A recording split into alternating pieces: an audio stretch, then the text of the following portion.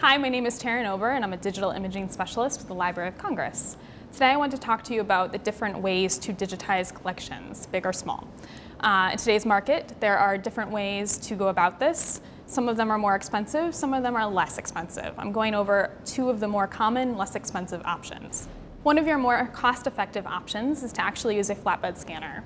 While it's not generally the most quality choice, it actually is one of those things where you can let it sit and forget it. There's a lot of automation things you can do. You can set the color, you can set everything from resolution to bit depth. So someone with less skill or less ability can sit there and they can crank through things. The problem with this is that you have a lot of collection materials that can't be flattened.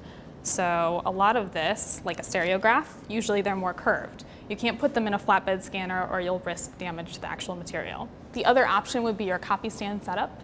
It's generally a little bit more expensive and it actually requires a little more time and effort and skill to set it up, but it's actually quicker from image to image.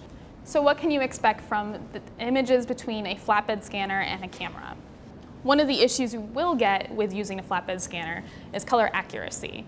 So although it does look okay, you're actually going to get over sharpening, and it's something that you really can't turn off in too many of the flatbed scanners. It's a little bit harder to deal with, and the flatbed scanner will try and change each image accordingly to what it thinks it needs to be, not to what the actual condition of the material is in.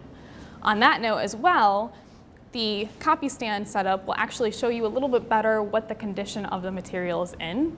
So if it's the content of the material that is important, i.e. the actual text, something that needs to be said in the actual material, then a flatbed scanner is definitely the way to go if you have to. So it's something that will be clear to read, but it won't necessarily show you the actual present condition of the material. So you can see on the right, I have the copy stand image. It's a little bit more color accurate. It might not look as sharp, but it's actually a truer version of the material itself. In this text, although it's extremely easy to read from the flatbed, it's not true to the actual material color.